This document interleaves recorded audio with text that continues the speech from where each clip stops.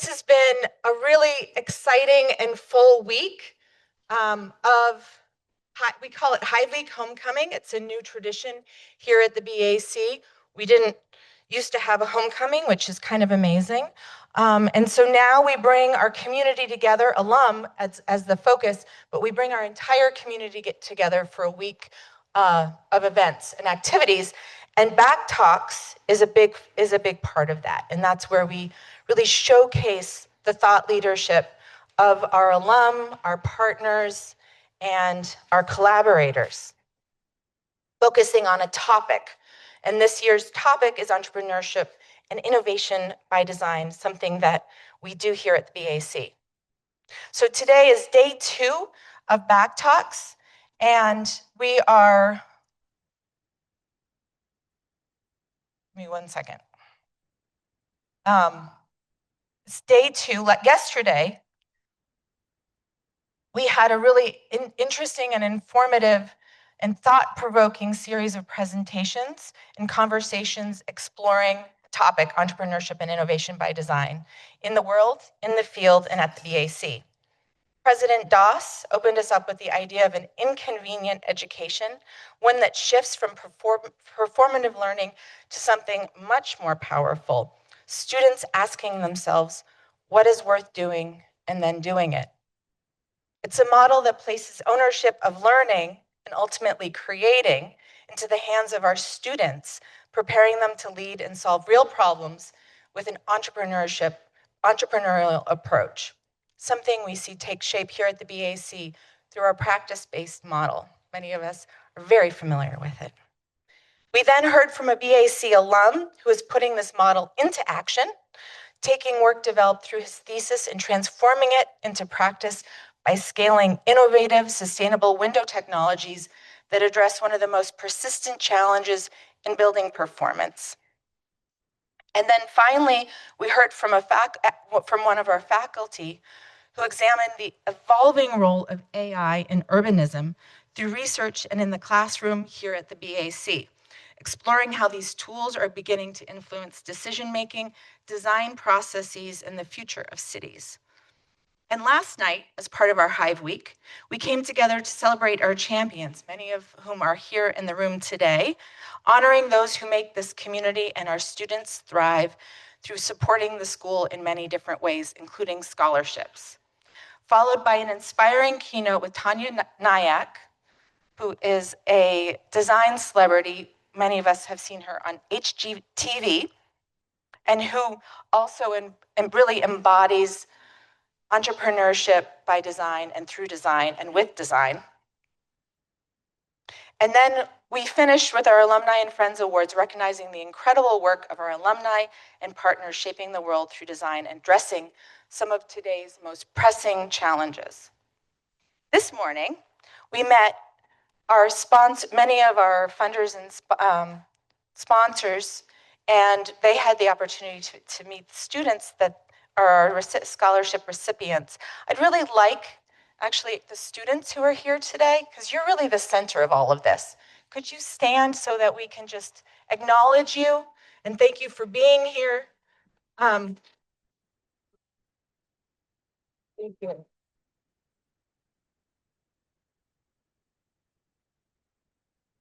Thank you. And one of the things that we heard from you this morning as part of the meet and greet was why design matters to you and what you are doing with it. And so I really am hoping that we can find a way to weave some of that into today as we look at entrepreneurship through and by design and how that can support you and your trajectory. Now I am going to hand the mic off to President Mahesh Daas, who is going to introduce our speaker, and go for it. Great. Good. It's just good afternoon. So good afternoon, everybody. Welcome. It's good to see you. Some of you back and some of you for the first time, right? How's it going? Okay, good. Excellent. Very good. Well, we've got an exciting afternoon for you in person and some online. We are, I think, streaming it online as well. So here, there, and everywhere, we have a great programming coming up. It's great coming together. And this is our, as Sarah just pointed out, our homecoming week, the Hive coming week. Right? So it's very exciting to be able to get this tradition going and going now. It's a second year and it's great to see so many of you coming from so far and so passionately engaged in feeling the spirit of our community. So a couple of things I wanted to share with you, which we are very excited about, and some of which you may have seen in social media that I shared. If not, you're going to be hearing it for the first time. If not, you are going to be hearing it for the second or third time. But we're going to repeat this because it is so exciting to have this kind of good news. So the first piece of good news. Are there any Zendaya fans here? Yes. Zendaya. Robert Pattinson? Okay. Good. All right, very good. So I asked this question last night. I'm going to ask it again because some of you haven't heard me say that last night. Is what is common between them and the BAC? The drama. Right, exactly right, the drama. So what is common? And I talked about this yesterday on NPR, the GBH Culture Show as well. So the drama, actually some of the film unfolds at the BAC, in the BAC library. Yeah. So the BAC has made the Hollywood debut, right? And it is time, right? As we celebrate the 60th year of this building, we are excited that it is showcased in such an extraordinary way in the film. And we could not share that for 1 year. We've been holding our breath, and we just able to now share that. So that is great. So if you happen to see the movie, please check out the BAC library and the extraordinary Baton Brute building and how meaningful it is in the movie. And that is why they chose this particular location. So that is one. Number two is that federal government tracks something called gainful employment data. Okay, so they started doing this a while ago, like 2018, 19, something like that. Jim, is that right about there? And the first cohort data came in 2020. Okay, and the BAC ranked number 4 on that in the undergraduate and ranked number 1 in the graduate for 1 year out. And we were talking at the time about if only we had longer term data to talk about. People might think, well, BSc students work while going to school, so it's not surprising, and there is an easy way to explain it away. But if we can see what happens 5 years out and 10 years out, is there an enduring advantage of the BAC education, not just because you are working, but because of who you are, because of the grit and the resilience and the leadership that you bring to any place you are.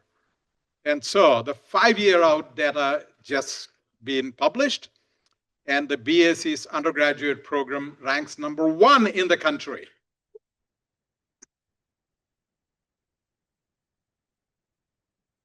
Followed by a few schools like Berkeley and, a few across the river and things like that. Right? So in the graduate, we are number 2 in the country, just after Berkeley. So MARC program, number 2 in the country as well.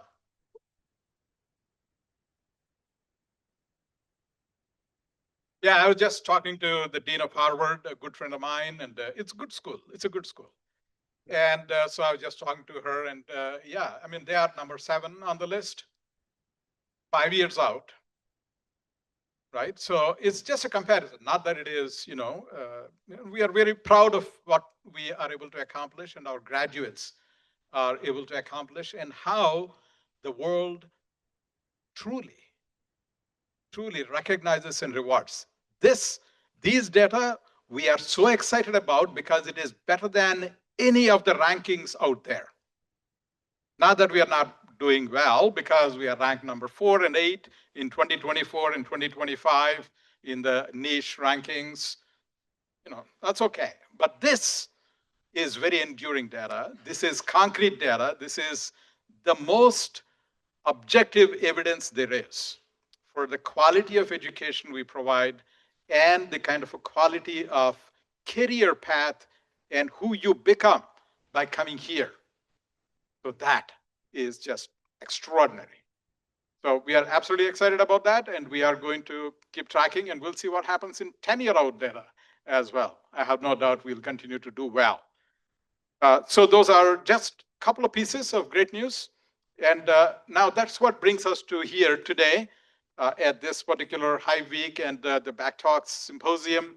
And I am absolutely honored to host this luncheon. And now, if I may invite President Spinelli to here, and then I will talk about the kind of bond we share. Please. So, President Spinelli and I, we are fortunate to count each other as friends. And we are friends for many reasons, many reasons. And it's not just two of us, it is also BAC and Babson. It's a long-standing institutional relationship, and our friendship, we both live close by, so we do meet time to time. But I think it's more than that.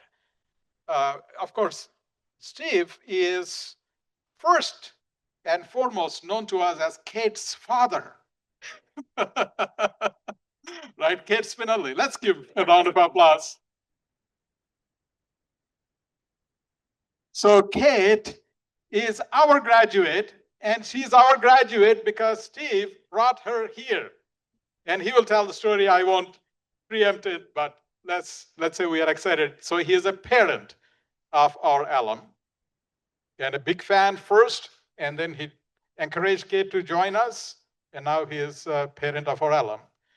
And then we have on the back there is a legacy, the history board, right? That's a wall of history, and you will see in 1996 to 97 who the president was. The president was William Dill, Bill Dill, as he was called. Bill was the president of Babson before he came here and did that service for 1 year. And currently, we have a trustee and a wonderful trustee, Richard Snyder, who was the board chair at Babson. You see, so many points of relationship and contact. Yeah. Not that, both institutions are well placed in the country, well ranked in the country and recognized, and they both are dedicated to ensuring the students and graduates and alumni are successful and do so quite effectively. So that is a kind of personal introduction I want to give, because I'm pretty sure you are all already looked up or can look up and see the long and illustrious career of President Spinelli. And I will just say, of course, he will mention this, but you all would know what I'm going to talk about, Jiffy Lube. You know the company, right? You've all used the services sometime or the other. Guess who founded that or co-founded that? Right, exactly. So here is a leader who leads by example, and here we are. So with that, I think I'd like to hand it off to my friends. Thank you. And really, my friend, you're a terrific leader, and higher education is going through all kinds of tumult, and having leaders like this makes a difference. Growing an institution at a time with a really difficult set of market demands and market headwinds is really hard. I'm sort of making some excuses for myself, but I'm practicing for my discussion with my board. But he has done such an amazing job, and I think we have just a wonderful relationship. I will say, I talked to a lot of different things. Particularly nervous about this group. My competitive advantage is generally that I outwork people, but I am not creative. It's taken me a long time to admit that, and to try to explore creativity with this kind of. I'm going to be very sort of open-minded about how I'm thinking about entrepreneurship and how design has influenced my thinking about entrepreneurship. It is incredibly unsophisticated compared to what you would hear from the president. But I want to generate some discussion around that. I want to learn more about how you see the future of education and why I think entrepreneurship is a particularly important intersection with design and how that is going to influence, I think, the world. It worked. But I will say this, the title is important. Design is entrepreneurship. Entrepreneurship is design. Part of my history, well, I'll show you part of my history. In order of importance, I think, it is amazing to me. Here we have a country bumpkin, an old man, a flash in the past, and I think I look like Henry VIII. I was looking at that this morning and saying, "Can I get a different picture? Don't you expect me to have a big turkey wing or something in my hand?" Anyway, part of this experience has been super interesting for me. It wasn't planned; it just sort of happened, and it's this integration of commerce and education. I have a favorite saying that thought without action is frivolous. Now, some of my academic colleagues do not appreciate that comment. But action without thought is dangerous. So the paradigm that I think is the best teaching, the best blended paradigm is a thought and action paradigm. I'm going to think deeply, act decisively. And I think that's what I learned. I learned that across the entire spectrum of my experiences. But at Philadelphia University, you see it says / Thomas Jefferson University. We merged Philadelphia University with Thomas Jefferson. Fascinating experience for any of you in higher education. Merge two old colleges and try to, one in health and one in really a deep background in design. Boy, was that interesting. It's been, frankly, one of the few successful mergers in higher education, so I'm very proud of it. But it was really hard work and really interesting work because the design part of Philadelphia University, I think, is having an impact across all the schools at Thomas Jefferson. And interestingly, maybe the most impact across the healthcare field, that they're thinking about themselves in much different ways because of the design impact. And I'm going to talk about that a little bit.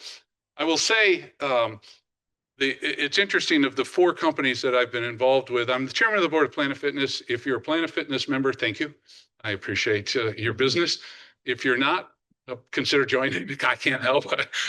I'm always selling around that. Planet Fitness has been just a fascinating experience. It is around the franchise, and we've now have almost 3,000 units in the United States, and we're looking at international expansion.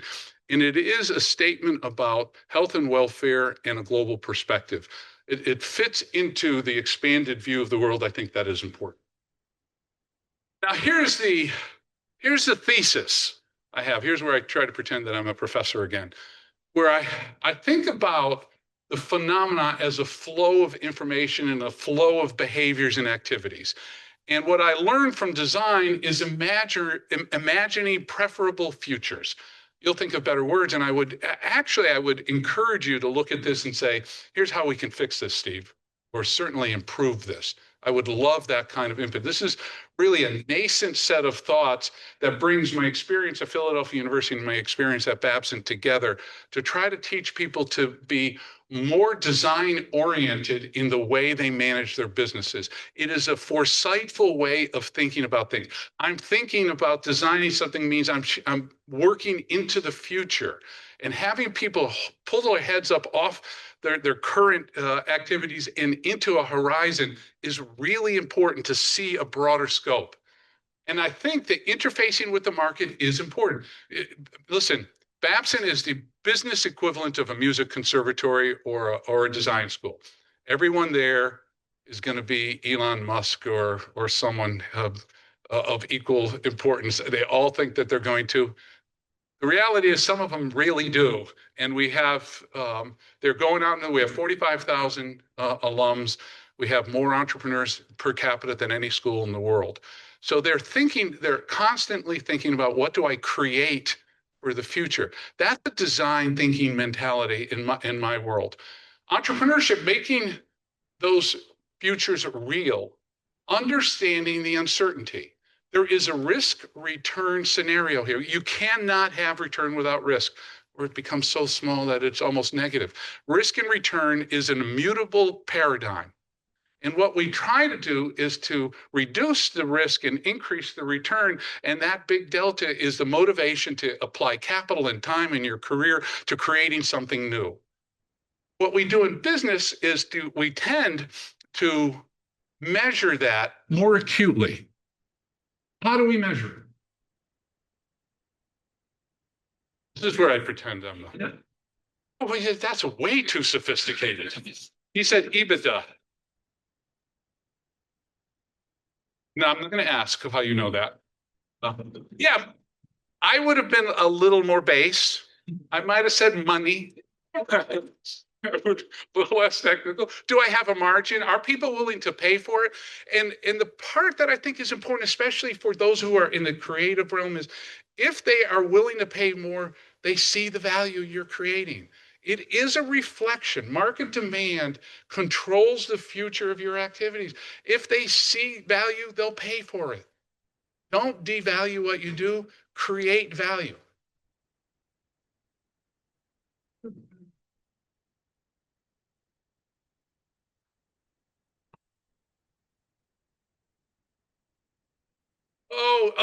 Thank you. God bless you. I do love money and I want to pay you more, and I'm sure he does too. Thank you. Oh, I'll be happy to tell him to pay you more. As long as he doesn't come to my campus. But listen, this isn't an easy game. There's a lot of tension in it, but I think you've hit upon something really important that I probably wouldn't have gone into, but what the heck?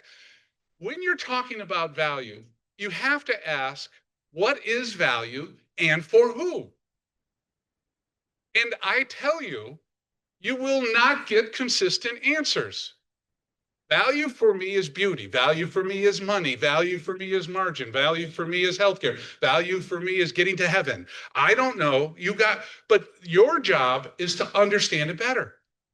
Your job as an entrepreneur, I think your job as a designer is to understand who are the stakeholders that will be a part of what I'm creating and how do they define value. If you don't have congruence in that, you have risk. The greater you have risk. The greater the congruence, the less risk you have. I understand I cannot eliminate risk. I will not. So there is going to be a bigger delta. When we started Jiffy Lube, think about this. I was like 3 years old. Started. I go, and I tell my parents at that time, I'm going to start a company. Oh, very supportive. Yay, go. We're going to change oil. What? I mean, you went to college to learn how to change oil? Are you crazy? I mean, the most disappointed they've ever been. Now, think about that. Their value set was completely different than what I was thinking. I will tell you this. When we sold it to Pennzoil and we had 2,000 stores, they said, we knew that. We knew you would be successful. So it is a really important question you have to ask your students. What is value and for whom? And to map the stakeholders and have that discussion about the risk and return associated with it. That's such a good question. me give you the history of entrepreneurship. That's the other thing I do. I'm a designer wannabe, and I'm a historian wannabe. Someday I'm going to be a president wannabe. For most of history, people thought entrepreneurs are born and not made. You had to have, there was fairy dust. There was a fairy dust entrepreneurship professor somewhere who went around and said, you can learn this. Sorry. Maybe. Oh, definitely. It was almost silly as I think through it. You're born or not and that is most of history. It wasn't until the 50s and into the 80s that we said, I think we can take, not I said, the world said, and in a lot of ways, Babson College, frankly, said the first entrepreneurship course, first entrepreneurship major in the country, said it's teachable, but only to special people. So we'll pick you out of all the people who apply, and we'll decide whether you can do that or not.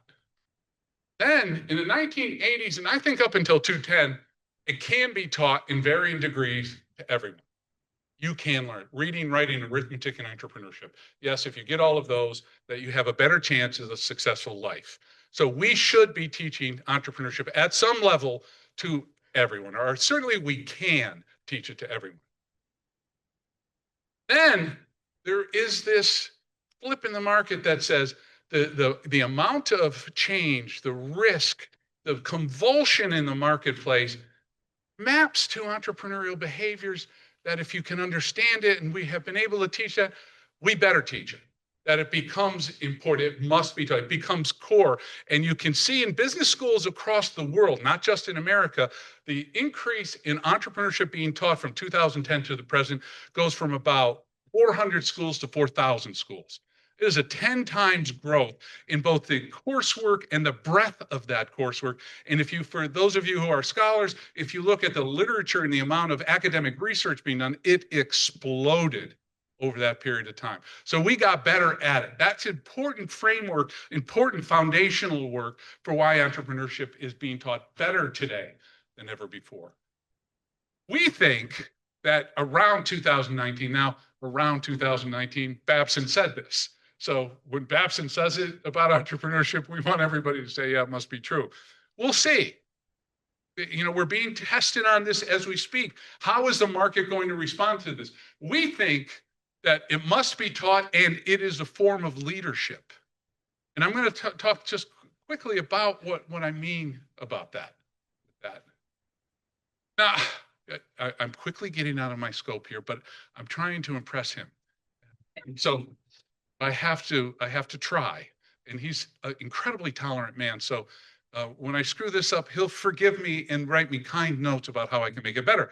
And listen, I want to get better. So I love being taught. I love this experience.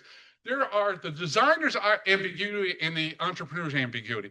Ambiguity, I love saying this in class, ambiguity is your friend. If it's clear, it becomes a commodity. Walk this way, nobody cares anymore. The excitement comes in the chaos and indifference in solving harder problems, in dealing with the ambiguity. You get paid a lot to deal with ambiguity. Let's go solve those problems. And the world is full of problems. There is room for this to grow in multiple fold.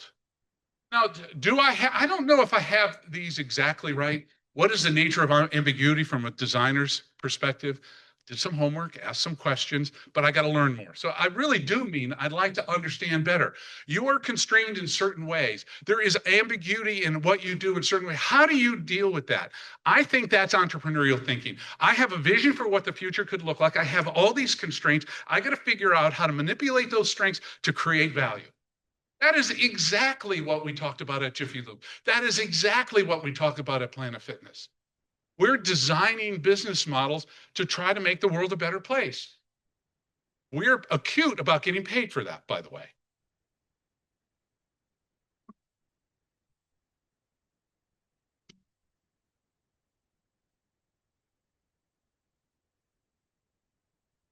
Such a good question.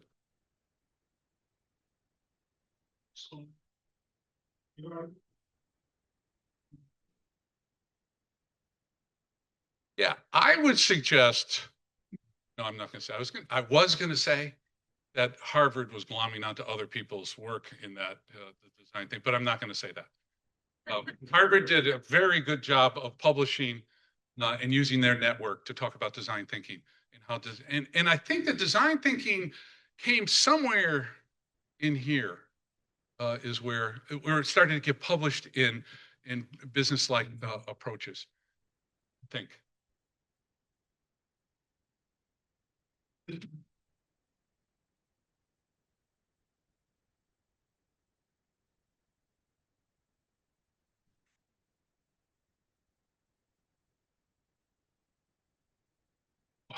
I would take that as an endorsement. Yeah, thank you. So pay particular attention to this.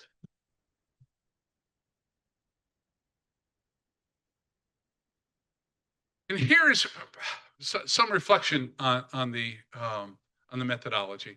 Again, entrepreneurial thought and action. Thought without action is frivolous. Action without thought is dangerous. I have to think and act, but there is ambiguity, so there is risk, and in that risk, there's going to be some failure. And it is, I have to say, from a higher education point of view, the issue of failure really bothers me. We mark students down. I hate it. Now, I did it when I was teaching because I couldn't figure out how else to get it done. But most of the time I sort of fudged. And I said, listen, this is a great student. They didn't get the test right. This is being recorded. I'll get now, the registrar will write and say you have to change all the grades for the students you ever taught. I hate the idea. Failure is a really positive word if it loops into learning. Part of our responsibility, yeah, thank you. Part of our responsibility is to be better about that. And part of my responsibility is, since I've felt this way for 200 years, I should be better at it myself. But I think it is a really important part of that iteration. And I think we learn, I think, really well. Sort of the base knowledge from a college perspective. We apply pretty well. And I would suggest places like Babson and BAC are particularly important in making this a holistic framework through the application piece of that. I think it is the contribution that you talk about, your students being able to earn more and do better over a longer period of time, is because they know they have to apply it. My brilliance does not resonate without me taking action and influencing people around that. I don't think we're very good at reflection, and I'm not sure how to get much better, but I'm asking younger, smarter people to think about that as a part of your teaching and the refinement and then learning again. I'm going to go a little bit faster because I don't want to take up too much time. Part of, I'm fascinated by this. And again, this is very unsophisticated research, but it is conjured in my brain, and it is from my experience in the School of Design and Architecture and my experience at Babson College, is I think of the startup culture and how people work in the culture. And I look at the studio culture and how they work in the studio, and there's this amazing collaboration. And there is a thought and action and reflection and learning paradigm going on in studios that doesn't always occur in classrooms. It makes me want to be in a studio all the time and less time in a classroom, frankly. And I think you have an amazing competitive advantage here.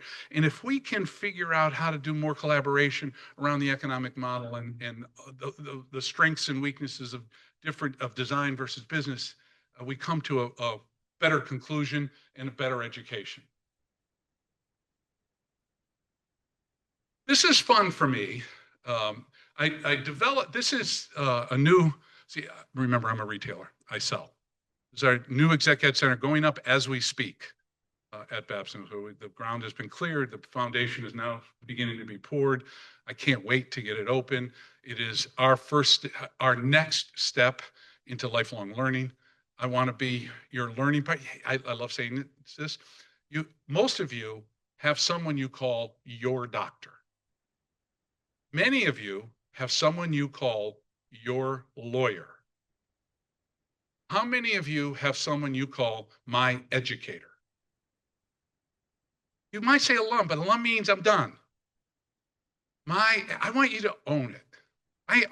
My lawyer, he quits. I'm going out of business. I'm stopping. I can't live without him. I want him to feel that way about Babson. Yes, sir. Well, should never be here.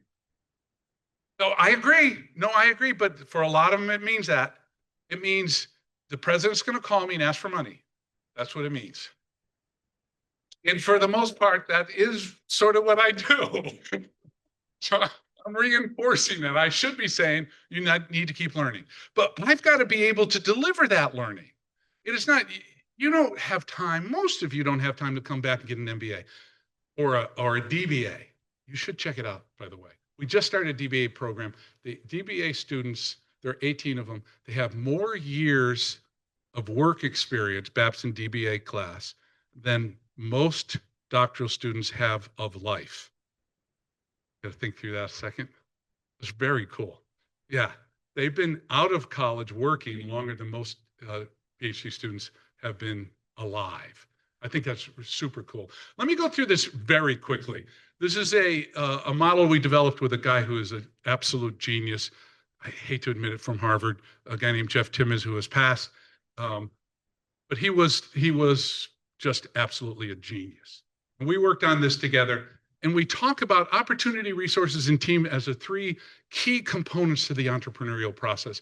Opportunity was defined in the 3M: market demand, market size and structure, and margin analysis. Market demand starts everything. Does somebody need and want this? Even if they don't know it, can I tell them? How do I define how the human condition is going to be improved? If you start there, the rest of the model can work. Too many people start here. Tell me about your money and I'll go start something. Not cool. Don't teach it that way. Don't think it's a good way to teach it. I think design thinking says, how am I going to improve the world? I got to design something new, something bigger, something better. I'm bringing something new to the world. There should be a margin in that. But you've got to make people disciplined around, do people really want it, and will they pay for that? And then market size, market demand, market size. How big is it? If it's only one person, you better be able to charge them $1 million. And they'd be every year if you really want to start a business. And then market structure. Who's servicing them now? And why will I be better? I could tell you lots of stories about Jiffy Lube around that. When we start Jiffy Lube and Pennzoil and Exxon said, who cares? Little guys. We won. So the other part, resources, this is the one that most people get wrong. Minimize and control versus maximize and own. Most people want to own resources that constrains them. I want to minimize the amount of resources I need to get this done, and I want to control them, but I don't need to own them. Use somebody else's land to build a Jiffy Lube. I'll lease it. I might buy it later. I have some choices there. I need working capital to build a building. Pennzoil wants me to sell more oil. They'll give me the working capital for the building. Minimize and control versus maximize and own. And then the team is the one that is the most interesting to me. That has made or broken most firms and does today. I'm going to get into that a little bit around what we're doing at Babson. Design practices, entrepreneurial practices equals shared innovation. I could get into this for hours. I won't. And what I have learned, I should say, I don't know if all entrepreneurs have. Academics love making big statements. The world needs. I think entrepreneurs have learned from designers human-centric thinking. Now, I write that down and I almost laugh. 10 years ago, if you wrote human-centered, they'd say, what other kind of thinking are you talking about? Animal-centered, cat-centered thinking? Ask my wife. She probably thinks cats should have more influence. But with AI, I think it makes it, you can't have a speech without talking about AI. With AI, I think human-centered control of the imaginary process, of the process of imagination, becomes intimate to the entrepreneurial process. That makes a designer more important. In my world, I think, oh my God, if I can't have a human that can't, I need a human that can think about the future in different ways and make that come to life for me and for a bigger audience. Wow. And in this market, the people that ignore that, I think, are going to have ephemeral business models. They'll go away quickly. The thing that I think is well received and well understood in business is that designers have longer term thinking. They're building things, they're thinking about the built environment, they're thinking more holistically, they're thinking about ecosystems. That's a bigger view. That's a longer term. That's a better, for business people, that's a better income stream. I'm going to be able to provide value over a longer period of time. The net present value of that is more. Yay, I get rich. And that's inspiring for many Babson students. And I think there isn't, when you press to the larger frame of time, you have a more acute understanding of ethics and responsibility. Again, I could go into a discussion all day long. What designers might learn from entrepreneurs. I think financial literacy is important. I was so impressed with EBITDA. But it is acute way in which we communicate the wealth infrastructure of the world. And not to understand it, you can walk off a bridge. You think it's a beautiful view and you fall off. And I've seen so many good companies make mistakes that they didn't have to mistake. And it was mostly because they didn't understand the financial issues. Yes, sir. I'm going to go back a slide. Yeah.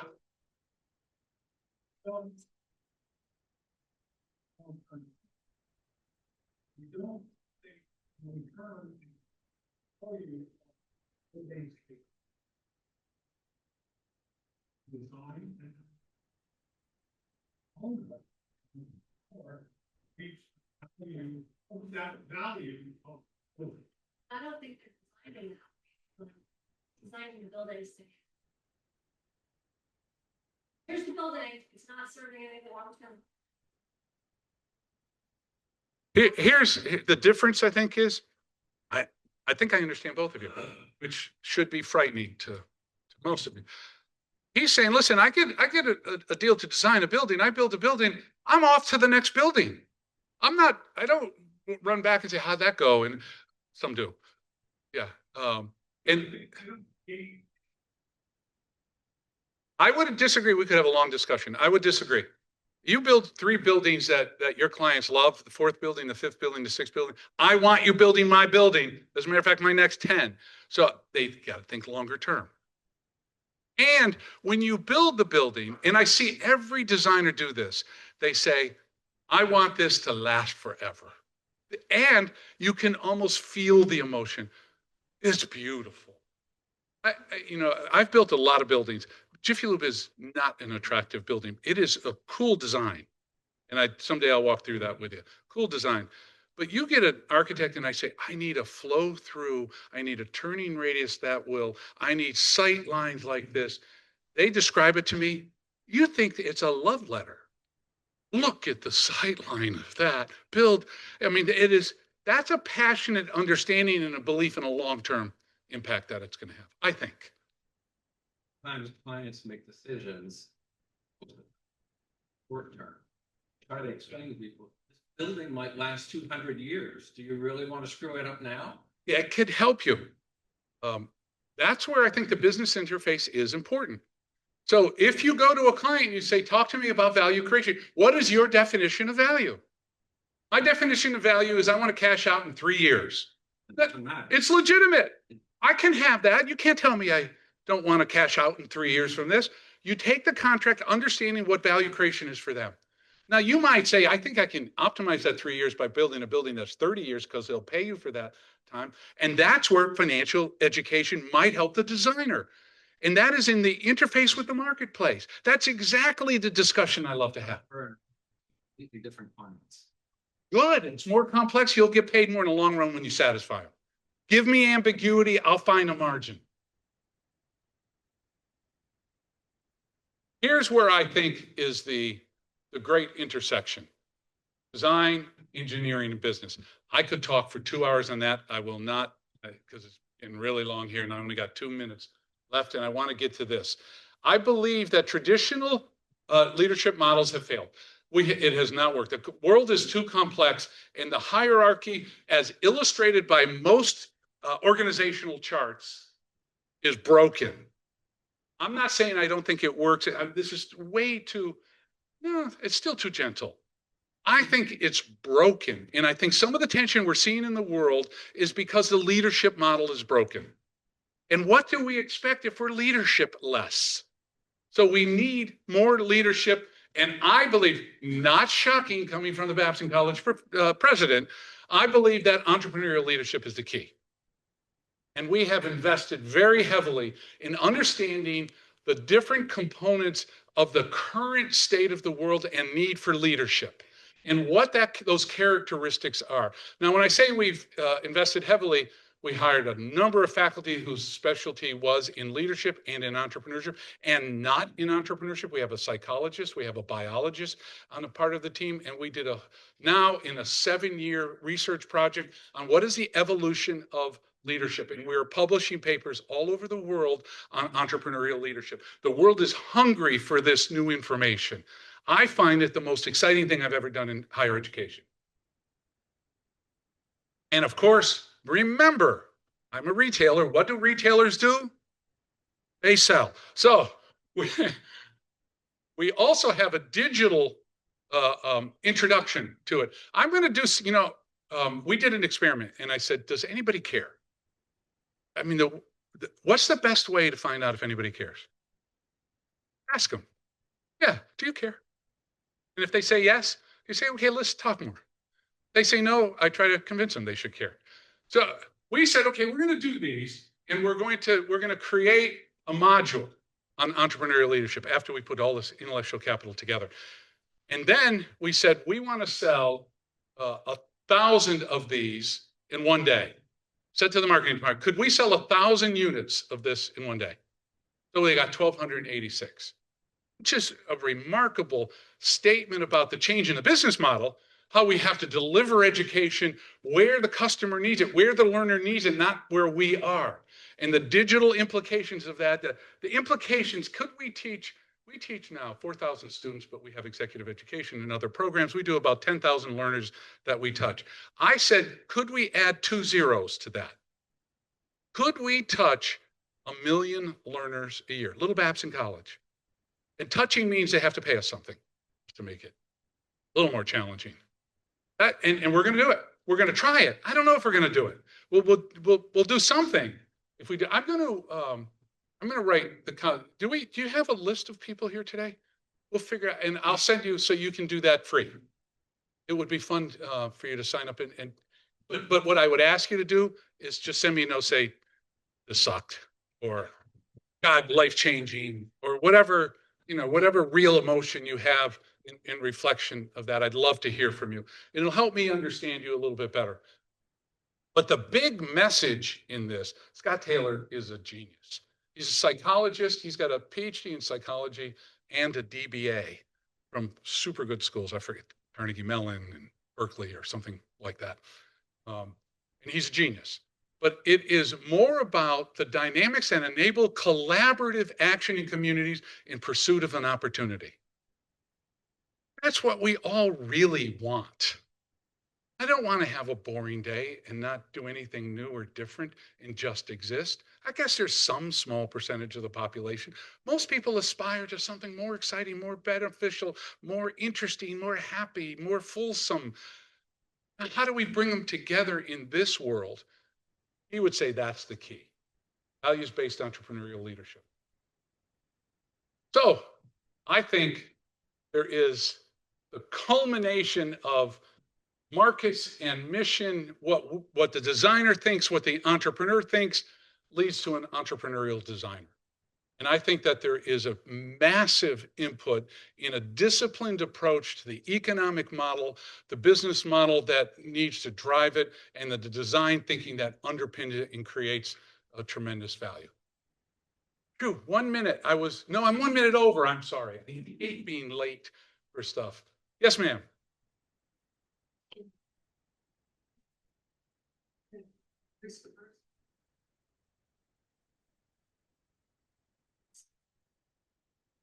I disagree. I disagree. I disagree. I disagree. I disagree. Did I say I disagreed? Here's what I say. I think It's a very important point. I hate risk. I've started many companies. You start an oil change company and Pennzoil and Quaker State and Exxon say you're an idiot. I felt the risk every day. I was scared to death, but I wasn't paralyzed. That's the difference. They acknowledge the risk and they say, I think the return is worth it. Oh, you're smarter than me. That's no fair.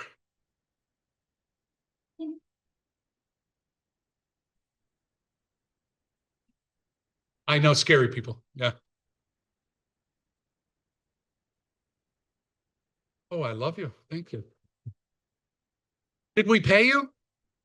Okay. Hey, sure. I thought she was going to ask me for money.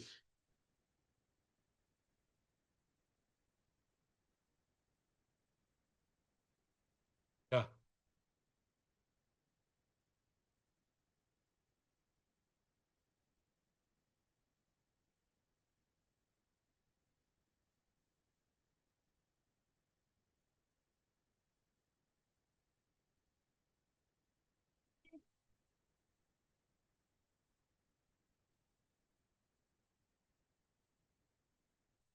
Green and growing or ripe and rotting? Absolutely believe that. If you're not thinking about growth, if I don't know how to get into a market, if I can't satisfy market demand, I'm in trouble. But there is a lot of technical understanding of how to do that. That's how we make our money at Babson. That's what we teach at Babson. That's what we need to teach more to designers. I have this vision of the world that is amazing, and every one of my classmates and my professors think it's amazing too. Does anybody else want it? And how do I get to them? And will they pay for it? And can I deliver it with a margin? I can teach them that. That's a teachable phenomenon. You can't teach me to draw. I have tried taking lessons. I had a professor at Philadelphia University who was a wonderful drawer. And I said, I just want to draw enough where my children won't laugh. Just give me to the not laugh stage. So we took some lessons and he said, try something else. It's not going to work. That's but we have to be able to get the designers to understand the mechanisms of the marketplace to make that vision real. Because you think it's beautiful doesn't make it. By the way, I thought my drawings were beautiful. The only person you go broke. How do you you got to get to a marketplace. That's what that's Babson's contribution. For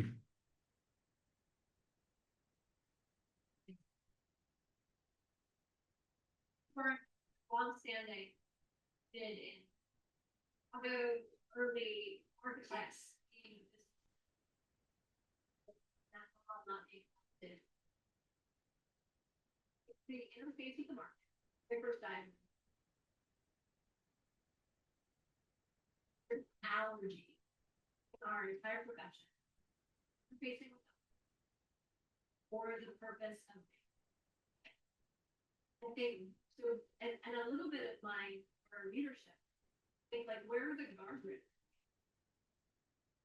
But under nice, although not sure it's true, but I can teach this about ethics.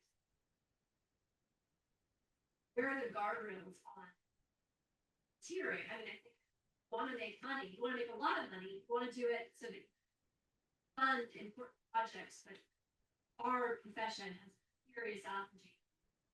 I know. I got to tell you, I'm here to try to develop a medicine to cure that allergy.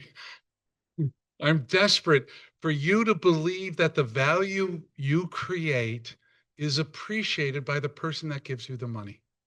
And that I have the right to say, no, I don't like your design. This. Not as much, I think hers.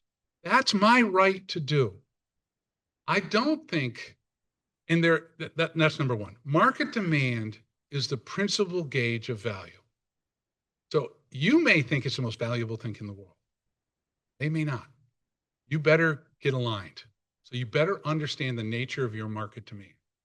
For other guide rails, let me tell you, there are a lot. You can't, monopoly is the fodder of abuse. If you have a monopoly, let me tell you, the government will be all over you. And if utilities were created because there was too much monopoly play.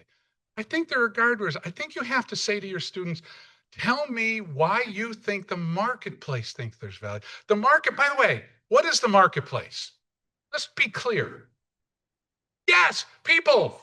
People have to believe it's value. People, what are you here to serve? Who are you here to serve? You're here to serve people. If they say, I don't like your drawing, I'm sorry. I don't like your design. I won't pay that much. If they say, listen, I'll pay you whatever it takes. God bless you. You are creating value. Yes, ma'am.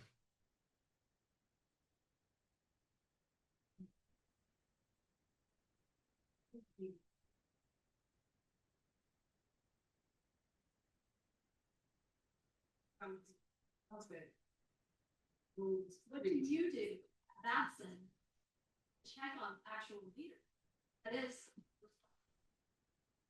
what's funny. Energy is from all. Okay. Maybe untruth. There, that there's greed, and yeah. Well, I'm relatively greedy. I have to tell you, I like money. I'm not, listen, this is the worst audience in the world for me to admit that. I get it. I get it. But I'm gonna be honest with you. I like money. I've done well. I'd like more. And once I get more, I'd like a little bit more. But I see it as a direct reflection on the value I create. I have respect for my customers. I tell students, if you don't get a job, I didn't do my job. I'm to blame.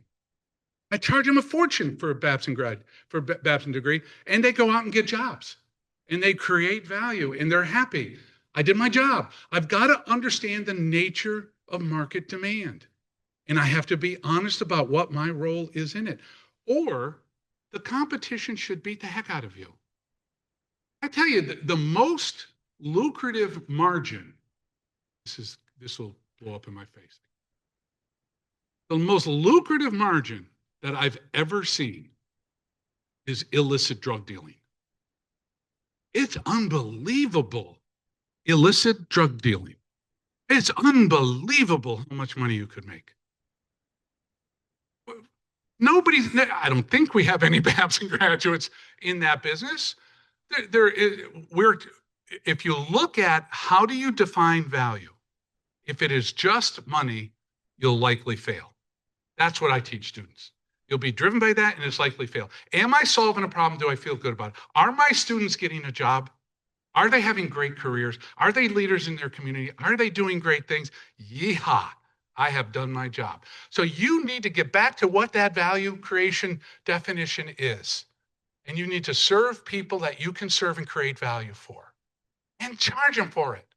It's immoral for me to take from you something very valuable and not pay for it. I think that's immoral. We can have that debate and that discussion. That's why I love free markets with guardrails. I don't believe in monopolies. I don't believe in duopolies.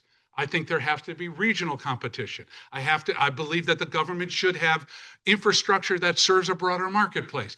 There's a lot of guardrails around how we compete fairly. And if you cheat, I think you go to jail. We should end it on a more happy.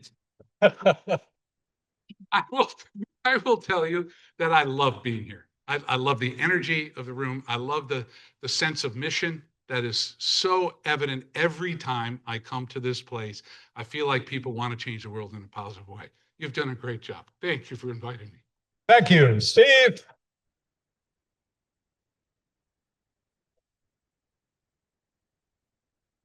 And that's the kind of conversation we should have more of here. So I really appreciate that, Steve.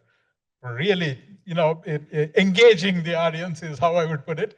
And I'm going to wrap it up with just two things. One, Babson has been ranked #1 in entrepreneurship 29 years in a row.